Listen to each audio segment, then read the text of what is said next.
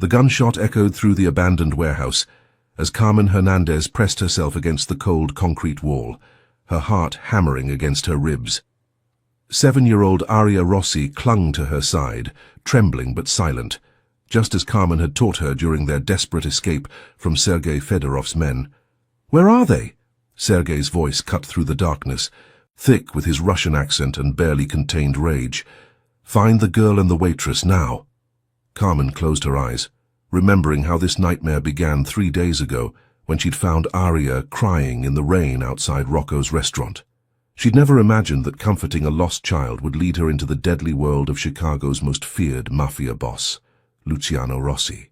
She'd certainly never expected to fall for him.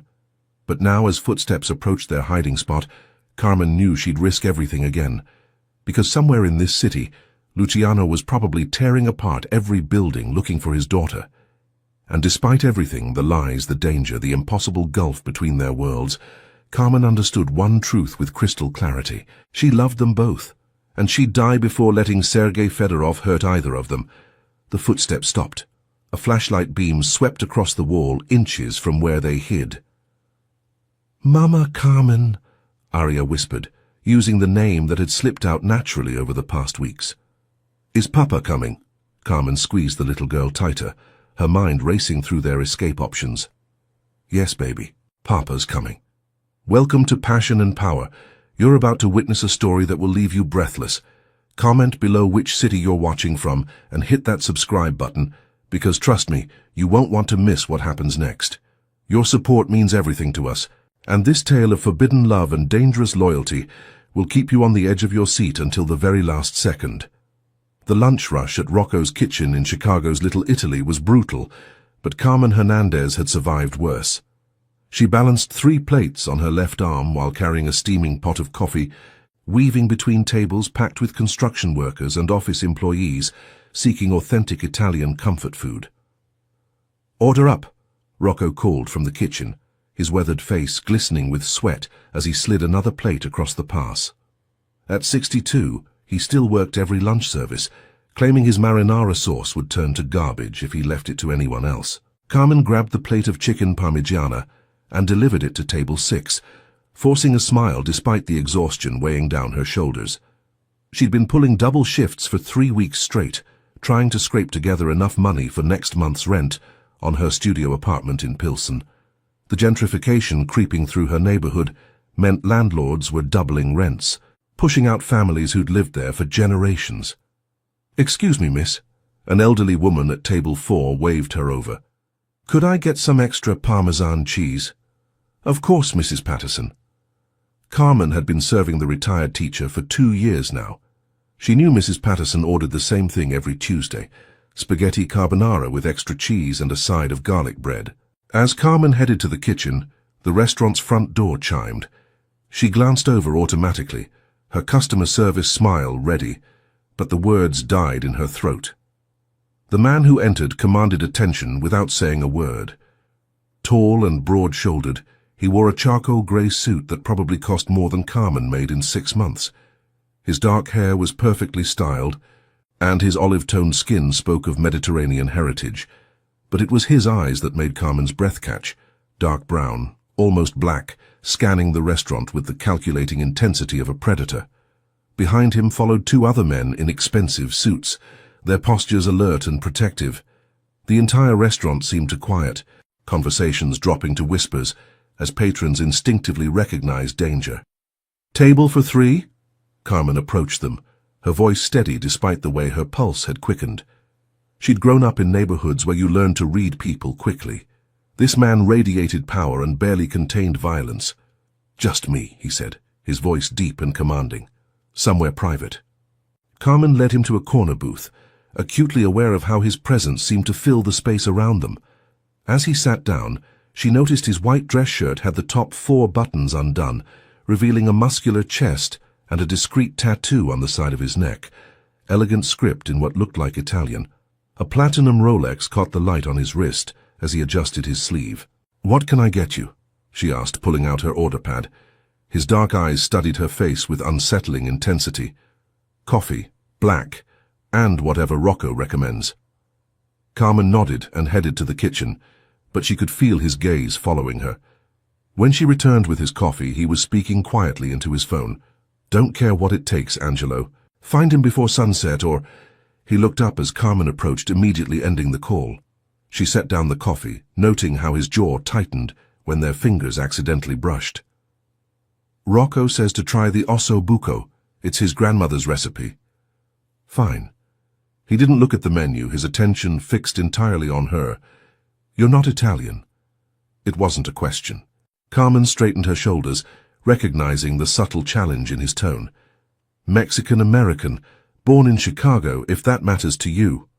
Something flickered in his expression. Surprise, maybe even respect. "It doesn't. You work hard." "I work 3 jobs," Carmen replied, unsure why she was sharing personal information with this dangerous stranger. "Lunch shift here. Evening shift at a diner in Pilsen.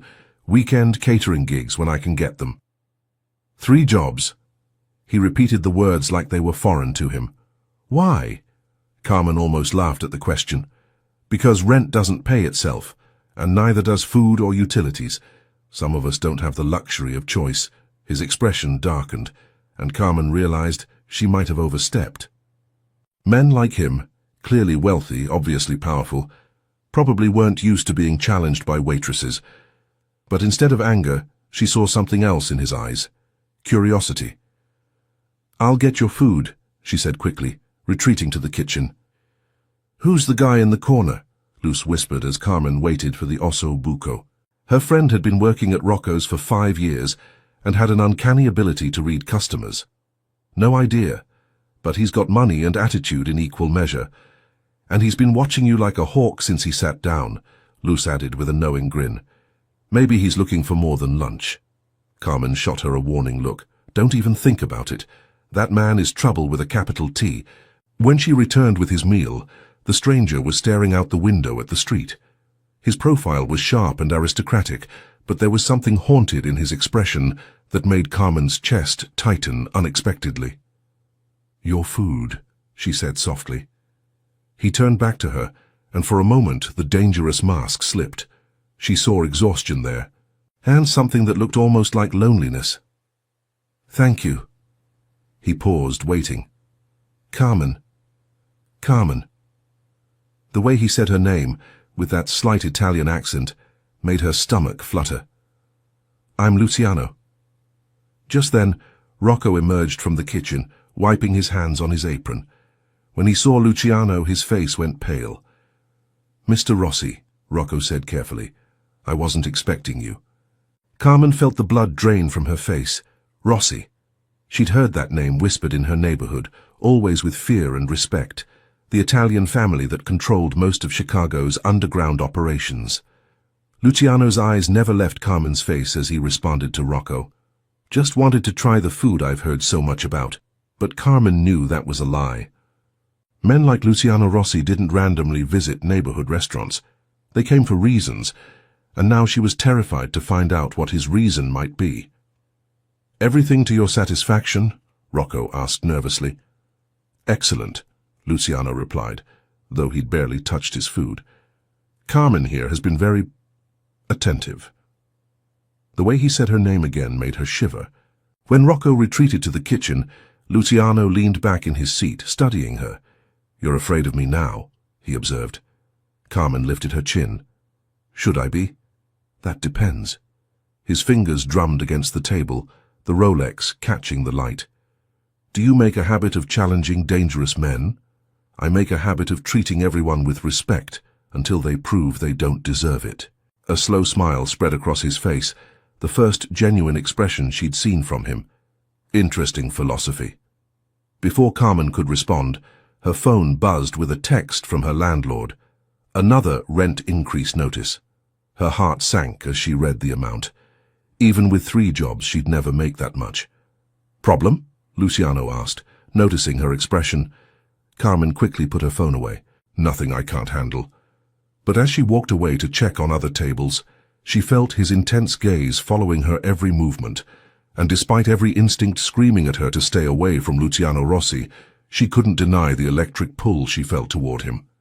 She just had no idea that in 3 hours, His 7-year-old daughter would change both their lives forever. The afternoon rain started just as Carmen's shift was ending. She stood under Rocco's awning, watching the downpour turn the streets into rivers, when she heard it. A small, frightened sob coming from the alley beside the restaurant. Following the sound, Carmen found a little girl huddled behind a dumpster, soaked to the skin and shivering. She had dark hair plastered to her head, and enormous brown eyes filled with tears. "Hey, sweetheart," Carmen said gently, crouching down to the child's level. "Are you okay?" The girl looked up at her with those huge eyes. "I can't find my papa," she whispered in accented English. "I was playing in the park, and then there were these scary men, and I ran, but now I don't know where I am." Carmen's heart clenched. The child couldn't be more than 7 years old. "What's your name, baby?" "Aria. Aria Rossi." Carmen's blood turned to ice.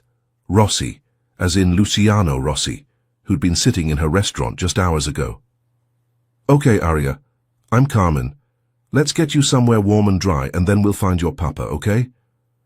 Aria nodded, allowing Carmen to lift her into her arms. She was so small and light, and Carmen felt a fierce protective instinct surge through her as she carried the child into the restaurant.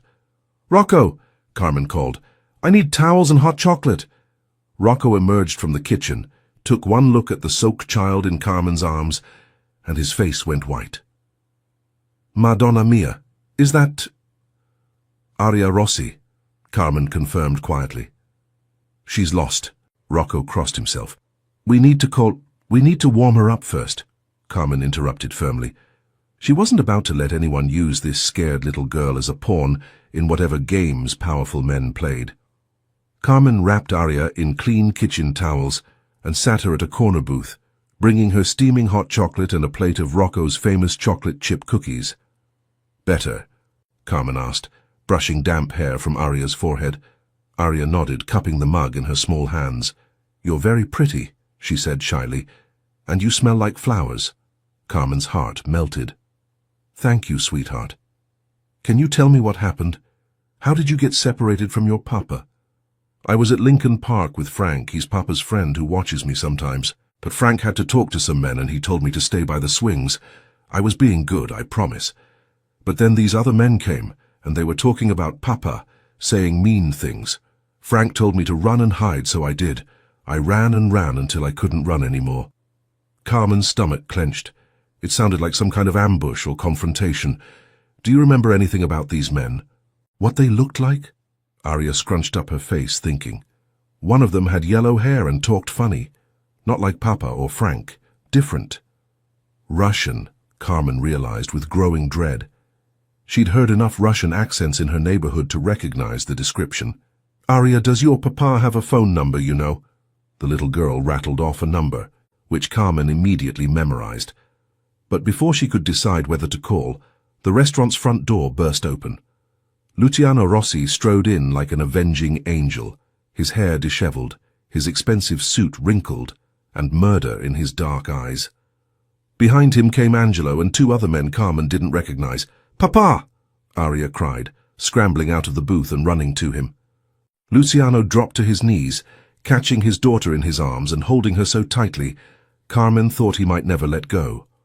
For a moment, the dangerous mafia boss disappeared, replaced by a terrified father who'd thought he'd lost everything. "Aria, mia bambina," he whispered against her hair, his voice breaking. I was so scared." "I'm okay, Papa. Carmen took care of me. She gave me hot chocolate and cookies, and she smells like flowers." Luciano's eyes found Carmen over his daughter's head, and the raw gratitude in them made her chest tight. Slowly, he stood, lifting Aria with him.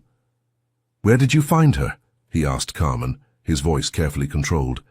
"In the alley. She was hiding behind the dumpster, soaked and scared." "Frank?" Luciano asked Angelo without taking his eyes off Carmen. "In the hospital," Angelo replied grimly. 3 broken ribs, concussion. He'll live, but barely. Fedorov's men jumped him at the park." Luciano's jaw clenched, and Carmen saw his hands tighten protectively around Aria. "How many?" 4. Frank took down 2 before they got him. Aria ran like he told her to. "Good girl," Luciano murmured to his daughter. You did exactly right. Carmen watched this exchange with growing unease. This was real. The danger, the violence. It wasn't some movie or TV show. This little girl lived in a world where men got beaten unconscious and children had to run for their lives. I want to stay with Carmen, Arya announced suddenly. She's nice, and she makes the scared feeling go away. Luciano's attention snapped back to Carmen, studying her with new intensity. You calmed her down. She was frightened, Carmen said simply. Any child would be. Not any woman would have helped her. Carmen bristled. What kind of person do you think I am? I'm beginning to wonder, Luciano replied quietly. Arya tugged on her father's sleeve. Papa, can Carmen come home with us? Please, I like her. Sweetheart, Carmen has her own life, Luciano began. Actually, Carmen interrupted, surprising herself. I was just about to head to my evening shift, but if Arya needs... No. Luciano's voice was sharp. You've done enough. More than enough. Carmen felt the dismissal like a slap. Of course. She was just the waitress who'd happened to find his daughter. Now that the crisis was over, she could return to her proper place. But Arya wasn't having it. I don't want Carmen to leave, she said, her lower lip trembling. Please, Papa. She makes me feel safe. Carmen saw something crack in Luciano's expression. He looked at his daughter, really looked at her, and seemed to see something that made his shoulders slump slightly. When was the last time she smiled? Carmen asked quietly, understanding hitting her like a lightning bolt. Luciano's eyes snapped to hers. What? Arya, when was the last time you saw her really smile? Laugh? Act like a normal 7-year-old. The silence that followed was answer enough. She lost her mother 2 years ago, Angelo said quietly, earning a sharp look from Luciano. She's been withdrawn. Quiet. Carmen looked at Arya, who was still clinging to her father, but watching Carmen with hopeful eyes. This wasn't just about today's scare. This was about a little girl who'd been carrying grief and fear for 2 years, living in a world of bodyguards and constant danger. I could, Carmen started, then stopped. What was she thinking? She couldn't get involved with these people. It was insane. You could... What? Luciano asked, his voice dangerously soft. Carmen took a deep breath. I could spend some time with her, not as a job or anything like that, just as a friend, someone normal she could talk to. Absolutely not, Luciano said immediately. It's too dangerous. You don't understand what you're suggesting. I understand that your daughter needs more than bodyguards and fear, Carmen shot back. She needs to feel like a kid sometimes. Luciano stepped closer, and Carmen caught his scent. Expensive cologne mixed with something uniquely masculine that made her pulse race, despite the tension. You have no idea what my world is like, he said quietly. The things I've done, the enemies I've made. Getting close to us would put a target on your back. Maybe that should be my choice to make. They stared at each other, the air between them crackling with tension and something else, something that made Carmen's skin flush and her breathing shallow. Please, Papa, Arya whispered. I like Carmen. She's not scared of anything. Luciano looked down at his daughter, then back at Carmen. You're making a mistake. Probably, Carmen agreed. But I'm making it anyway. Something shifted in Luciano's expression, surprise, maybe even admiration. You're either very brave or very foolish. Why can't I be both? Despite everything, Luciano's mouth quirked upward slightly. Angelo will drive you home. We'll discuss this tomorrow. As Angelo led Carmen toward the door, Arya called out, Carmen, will you really come see me? Carmen turned back, seeing the hope shining in those dark eyes. I promise, sweetheart. But as she walked out into the rain, Carmen couldn't shake the feeling that she'd just stepped off a cliff. She was falling into Luciano Rossi's dangerous world, and she had no idea if there would be anything to catch her when she hit bottom. Carmen had expected many things when she arrived at the address Angelo had given her the next evening. She hadn't expected to feel like Alice tumbling down the rabbit hole. The Rossi mansion in Lincoln Park was a monument to wealth and power. 3 stories of limestone and marble that probably cost more than her entire neighborhood. As she stood at the massive front door, Carmen almost turned around and ran. But then the door opened, and Arya launched herself into Carmen's arms. "You came. You really came." The little girl's joy was infectious, and Carmen felt her nervousness melt away. "I promised, didn't I?" Carmen hugged her tightly, breathing in the scent of expensive children's shampoo and something uniquely Arya. "Miss Hernandez." Luciano appeared in the doorway, and Carmen's breath caught. Gone was the expensive suit. Instead, he wore dark jeans and a white dress shirt with, as seemed to be his signature, the top 4 buttons undone. The casual look somehow made him even more devastating. "Carmen," she corrected automatically. "Just Carmen." His dark eyes studied her face. "Carmen, thank you for coming." Arya grabbed Carmen's hand and tugged her inside. The foyer alone was larger than Carmen's entire apartment, with a crystal chandelier that probably cost more than she made in a year. "Come see my room," Arya demanded, pulling Carmen toward a sweeping staircase. "Arya," Luciano's voice held gentle warning. "Let Carmen catch her breath first." But Carmen was already following the excited 7-year-old up the stairs, marveling at the oil paintings and antique furniture that lined the hallway. Arya's room was a princess fantasy in pink and gold, with a canopy bed and enough toys to stock a small store. "This is beautiful, sweetheart," Carmen said, sitting on the bed as Arya showed her various dolls and books. "Mama picked out most of it," Arya said quietly, "before she went to heaven." Carmen's heart clenched. "Tell me about your mama." Arya climbed onto the bed beside her, cuddling close in a way that made Carmen's maternal instincts surge. "She was really pretty like you, and she smelled good like you. She used to read to me every night and sing Italian songs. Do you remember any of the songs?" Arya nodded and began humming a soft melody. Her voice was sweet and clear, but there was a sadness in it that no 7-year-old should carry. "That's beautiful," Carmen said softly. "Your mama had good taste in music." "Papa doesn't sing anymore," Arya confided.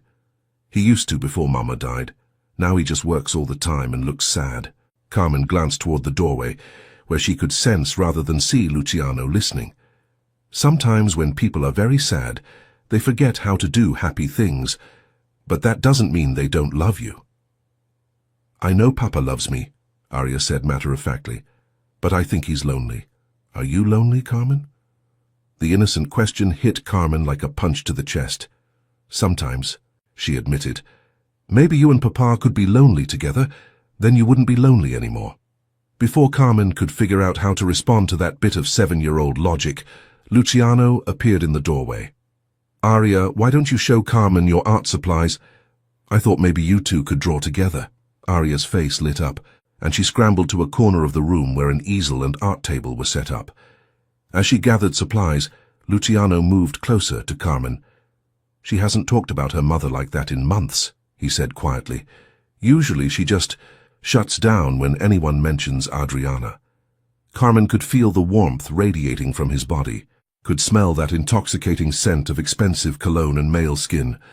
She needs to talk about her. Keeping grief locked inside isn't healthy for anyone, especially a child. "You sound like you speak from experience." Carmen met his gaze steadily. "I lost my parents when I was 12. Car accident. I went to live with my grandmother, but she didn't like talking about sad things. I learned to keep it all inside." Something shifted in Luciano's expression, understanding, maybe even sympathy.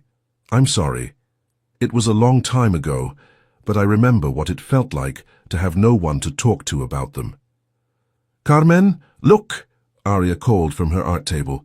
"I'm drawing you!"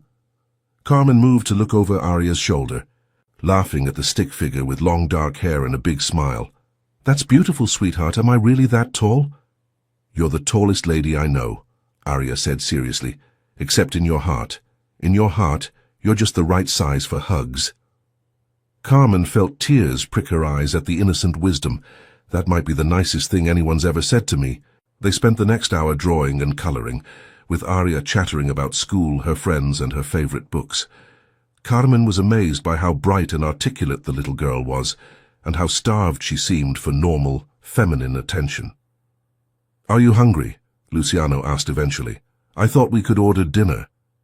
Can we have pizza? Arya asked hopefully. Carmen, do you like pizza? I love pizza, Carmen assured her. But not the fancy kind Papa usually gets, Arya continued. The kind with lots of cheese and pepperoni that you eat with your hands. Carmen caught Luciano's amused expression. I think I can manage that, he said dryly. As they headed downstairs, Carmen noticed framed photographs lining the hallway. Luciano with a beautiful woman, who must have been Adriana, family gatherings, Arya as a baby. But she also noticed that many of the photos looked like they'd been taken down recently, leaving faint outlines on the wallpaper. In the kitchen, which was larger than most restaurant kitchens Carmen had worked in, Luciano ordered pizza, while Arya showed Carmen her collection of refrigerator art. She's very talented, Carmen told Luciano as Arya ran to wash her hands. She gets that from her mother, he replied, his voice carefully neutral. Carmen studied his profile as he leaned against the marble counter. It's okay to miss her, you know, and it's okay for Arya to see that you miss her. His jaw tightened. Arya doesn't need to see me fall apart. There's a difference between falling apart and grieving. Right now, you're teaching her that love ends when someone dies. That's not true, is it? Luciano turned to face her fully, his dark eyes intense. You don't know what you're talking about, don't I? Carmen stepped closer, feeling bold. You've put away all the photos, stopped talking about Adriana, probably stopped doing anything that reminds you of her. You think you're protecting Arya, but you're actually teaching her that the people we love just disappear. And what would you have me do? His voice was dangerously quiet. Break down crying in front of my 7-year-old daughter. I'd have you remember that love doesn't end with death. I'd have you tell Arya stories about her mother. I'd have you keep some photos up so she knows it's okay to remember. They were standing close now, close enough that Carmen could see the gold flecks in his dark eyes, could feel the tension radiating from his powerful frame. You think it's that simple? He asked. I think it's that necessary. Before Luciano could respond, Arya bounced back into the kitchen. Is the pizza here yet? I'm starving. Soon, bambina, Luciano said, his voice immediately gentle as he turned to his daughter. The pizza arrived 20 minutes later, and they ate at the kitchen island like a normal family. Carmen watched Luciano with Arya. How patient he was, how he listened to her chatter about school with genuine interest, how he automatically cut her pizza into smaller pieces and made sure she had enough to drink. Papa, Arya said around a bite of pizza, can Carmen come to my school play next week? We're doing Cinderella and I'm playing a mouse. Carmen saw Luciano tense. Sweetheart, Carmen has her own job. I'd love to come, Carmen interrupted. If it's okay with your papa. Arya clapped her hands excitedly. It's on Thursday at 7. Will you really come? I promise. After dinner they moved to the living room, another showcase of wealth and taste, with Persian rugs and antique furniture that looked like museum pieces. Arya curled up between Carmen and Luciano on the massive sofa, insisting that Carmen read her a bedtime story. As Carmen read about princesses and fairy godmothers, she was acutely aware of Luciano beside her. His presence was magnetic, dangerous, and increasingly irresistible. When their hands accidentally touched as they both reached to turn a page, the spark of electricity was undeniable. Time for bed, Arya, Luciano said when the story ended. Can Carmen tuck me in? Arya asked hopefully. Carmen looked to Luciano, who nodded slightly. Upstairs, as Carmen helped Arya into her pajamas and brushed her teeth, the little girl chattered about everything and nothing. Carmen, Arya said as Carmen tucked her into the canopy bed. Do you think Mama would like you? The question caught Carmen off guard. I hope so, sweetheart. Why? Because I think she sent you to take care of us. Papa's been so sad, and I've been sad too. But when you're here, the sad feeling goes away.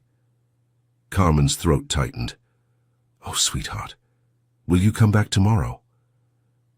I have to work tomorrow night, but maybe I could come by after school, if your papa says it's okay. Arya's smile was radiant. I love you, Carmen.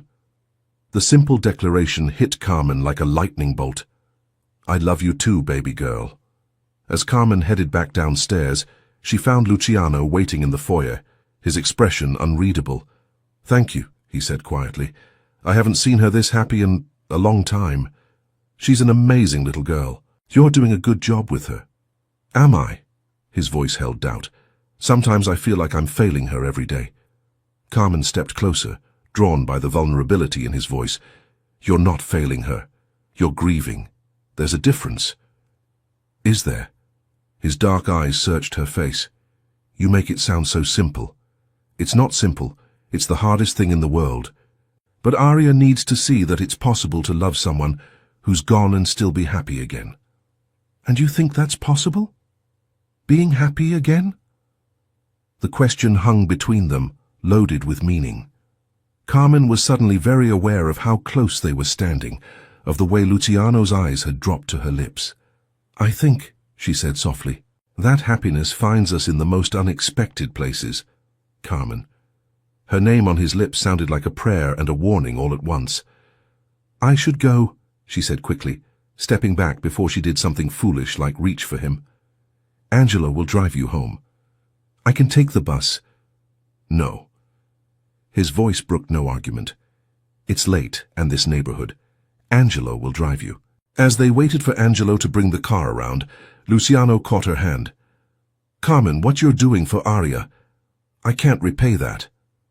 "I'm not doing it for repayment." "Then why?" Carmen looked up at him, seeing past the dangerous exterior to the lonely, grieving man underneath.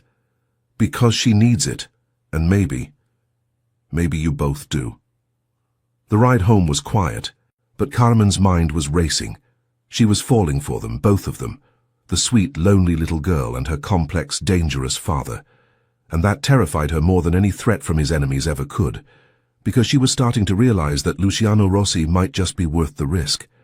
Carmen should have known that happiness in Luciano's world came with a price. She'd been spending time with Arya for 2 weeks, helping with homework, attending the school play, teaching her to braid friendship bracelets.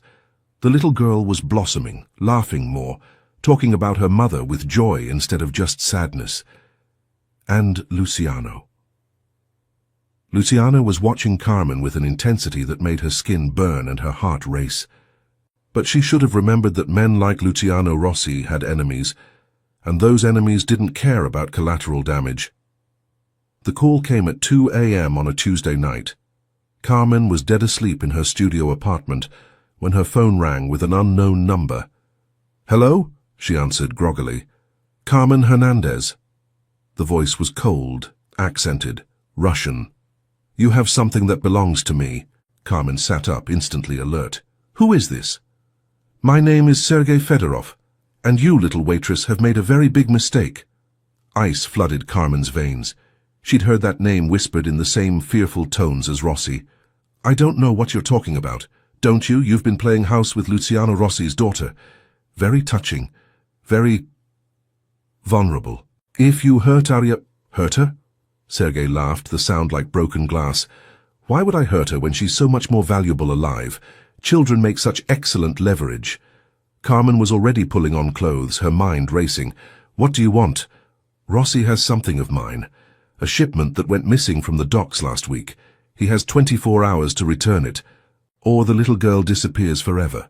"You're insane if you think—" "I'm practical," Sergei cut her off. "And you, Carmen, are going to deliver my message, because if you don't, well, let's just say that pretty little apartment of yours isn't nearly as secure as you think it is." The line went dead. Carmen's hands shook as she called Luciano's number. It went straight to voicemail. She tried Angelo's number. Same thing. Growing panic clawed at her chest as she threw on shoes and grabbed her keys. She had to get to the mansion, had to warn them. But when she arrived at Lincoln Park 20 minutes later, the house was dark and silent. Too silent. Carmen's blood turned to ice as she noticed the front door standing slightly ajar. "Luciano," she called softly, pushing the door open. "Arya!" Silence. She found signs of a struggle in the living room, overturned furniture, broken glass from a shattered vase. Her phone buzzed with a text from an unknown number. Too late. The girl is safe. For now. Carmen sank onto the sofa, her legs giving out. They had Arya. Sergei Fedorov had taken that sweet, innocent little girl, and it was all Carmen's fault. If she hadn't gotten involved, if she hadn't made herself a target. "Carmen?" She spun around to find Luciano standing in the doorway, his white dress shirt torn and bloody, his face a mask of controlled rage. "Oh, God!" she breathed, running to him. "Are you hurt? Where's Aria? I got a call. She's gone." His voice was flat, emotionless. "Fedorov's men took her 2 hours ago." Carmen reached for him, but he stepped back, his dark eyes cold as winter. "This is your fault," he said quietly. The words hit her like physical blows. "Luciano, I told you it was dangerous. I told you that getting close to us would put a target on your back. But you didn't listen, did you? You had to play the hero. I was trying to help." "Help?" He laughed bitterly. "You made my daughter a target. Fedorov took her because he knew she mattered to you. Because he knew that hurting her would hurt me through you." Carmen felt tears streaming down her face. "I'm sorry. I'm so sorry. But we have to find her." "We?" Luciano stepped closer, and Carmen saw the killer in his eyes. "There is no we, Carmen. There never was. You're a waitress from Pilsen who got in over her head. This is my world, my war, my daughter. She loves me," Carmen whispered, "and I love her." "Love?" Luciano's voice was savage. "You think love matters in this? You think your feelings mean anything when my daughter is in the hands of a psychopath?" Carmen flinched as if he'd struck her. "I know you're scared." "I'm not scared," he snarled. "I'm furious. At Fedorov, at myself, and at you. Because I let this happen. I let you get close, let Aria get attached, and now she's paying the price." "Luciano, please, get out." His voice was deadly quiet. "Get out of my house, out of my life, and stay away from my family." "You don't mean that." "Don't I?" He pulled out his phone and showed her the screen, a photo of Aria tied to a chair, tears streaming down her face. "This is what your help got us. My 7-year-old daughter, terrified and alone because I was stupid enough to let you matter." Carmen stared at the photo, her heart shattering. Aria looked so small, so scared, and it was her fault. All of it. "I'll find her," she whispered. "No, you won't. You'll go back to your apartment, pack your things and disappear. Because if I see you again, if you interfere in this in any way, I'll forget that you once meant something to me." The threat was clear, and Carmen knew he meant every word. She looked at this man she'd fallen in love with, this dangerous, broken, furious man, and saw nothing but ice in his eyes. "I love you," she said desperately. "Both of you. That has to count for something." For just a moment something flickered in his expression. Pain, maybe even regret, but then the mask slammed back down. "Love isn't enough," he said coldly. "It never was." Carmen ran then, stumbling out of the mansion and into the night, Luciano's words echoing in her head. But as she reached her car, she made a decision that would either save them all or get her killed. She wasn't giving up on Aria, and she wasn't giving up on Luciano, even if he'd given up on her, because sometimes love meant fighting for people who couldn't fight for themselves, even if they hated you for it, especially then. Carmen had exactly 12 hours before Sergei Fedorov's deadline, and she was going to use every one of them. She started with Luz, who had connections throughout Chicago's immigrant communities, connections that often knew things the police never would. "You're crazy," Luz said, as they sat in her kitchen at 4 a.m., drinking strong coffee and making plans. "Completely, totally insane." "Probably," Carmen agreed. "But I can't just sit here while that little girl is scared and alone. And you can't just walk into a Russian mob stronghold and expect to walk out alive." Carmen had been thinking about that. Maybe I don't have to walk out alive. Maybe I just have to get Aria out.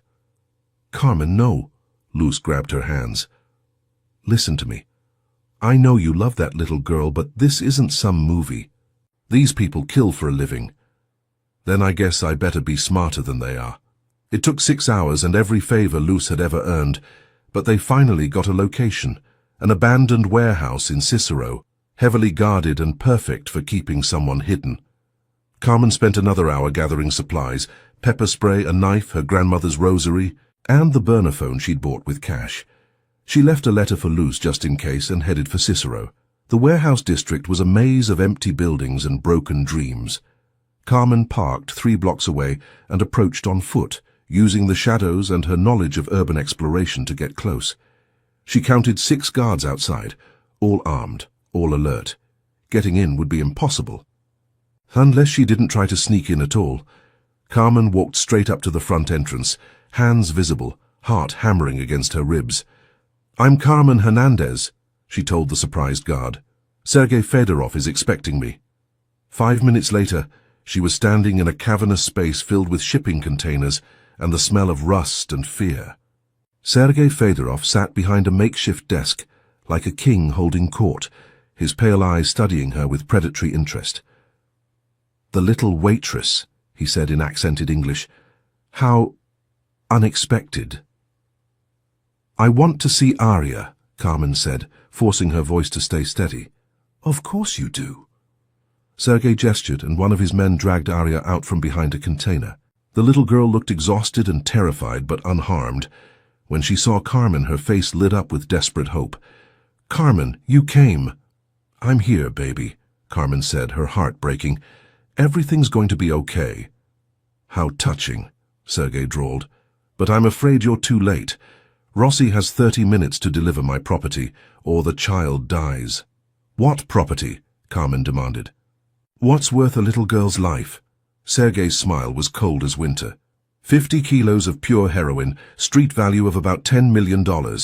It went missing from my shipment last week, and I have it on good authority that Rossi's men were responsible.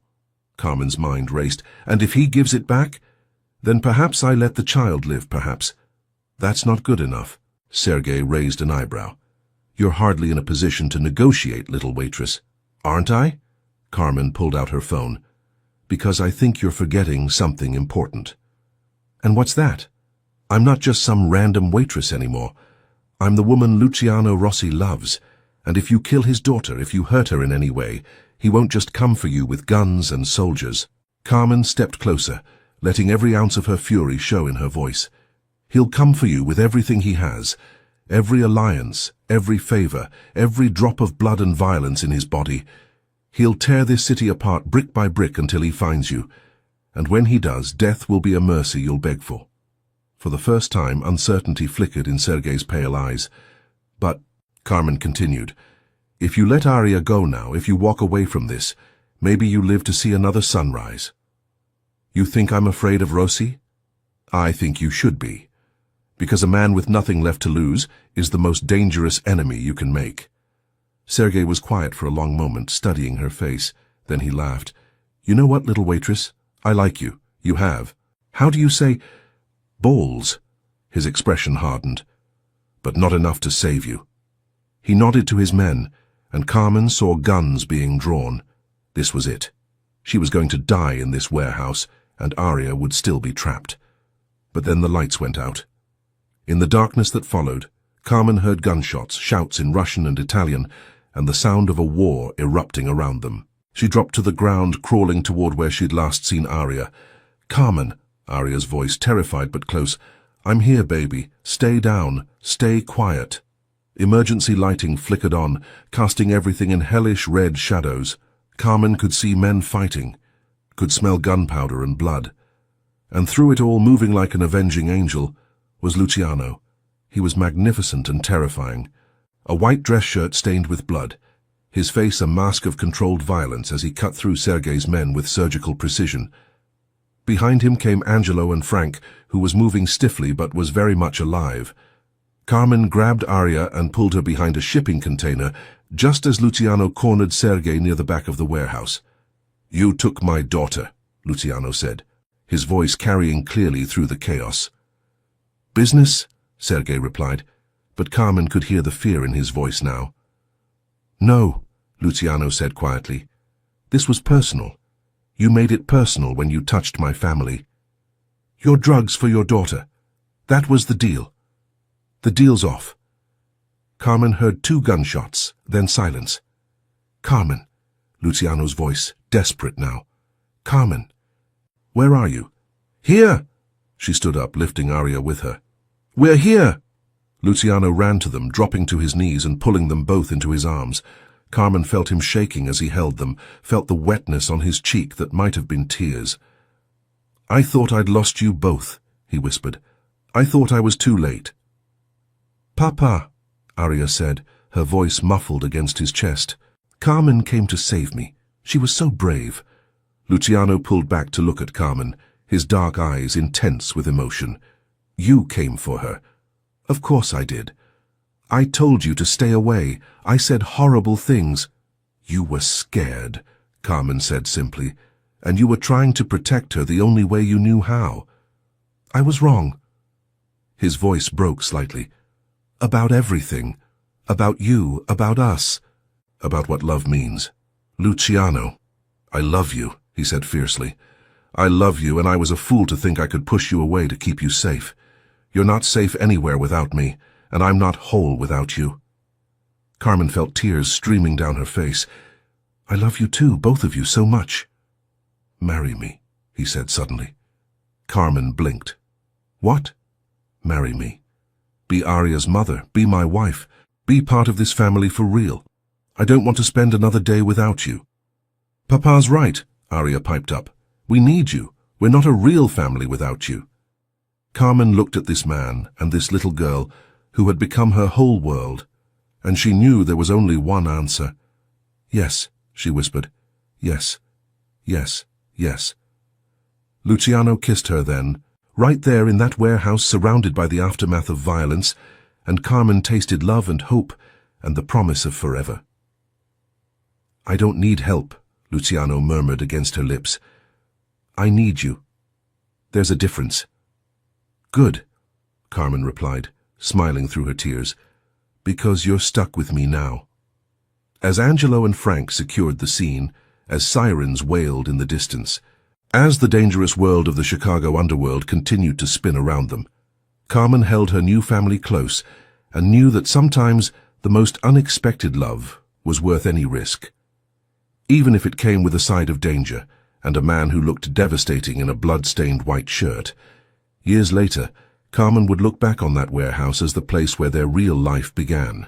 The wedding was small and perfect, just family and close friends in the garden of the Lincoln Park mansion. Arya served as maid of honor, beaming in her pink dress as she watched her father marry the woman who had become her mother in every way that mattered. Luciano kept his promise to change. The Rossi family's operations gradually shifted from the shadows into legitimate businesses, restaurants, real estate, security consulting.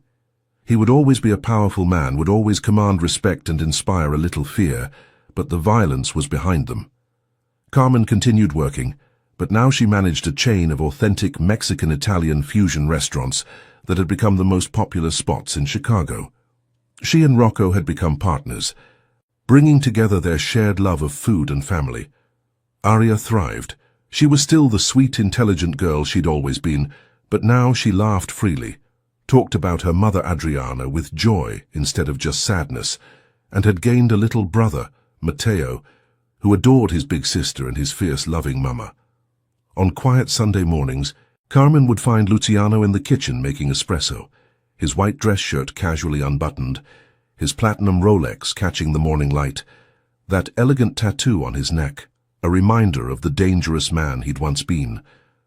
But when he looked at her with those dark eyes full of love and contentment, she saw only her husband, her partner, her home. "Any regrets?" he would ask sometimes, pulling her close. "Only one," Carmen would reply, making him tense until she smiled. "I regret that it took us so long to find each other." And in the laughter of their children, in the warmth of their home, in the strength of a love that had survived violence and fear, and the impossible odds of two different worlds colliding, they had built something beautiful, something worth every risk they'd taken to get there. And that's how love conquered all here at Passion and Power. Sometimes the most dangerous men make the most devoted husbands, and sometimes a waitress with a brave heart is exactly what a broken family needs. Did this story leave you breathless? Drop a comment telling us your favorite moment, and don't forget to subscribe for more heart-stopping romance stories that will keep you coming back for more.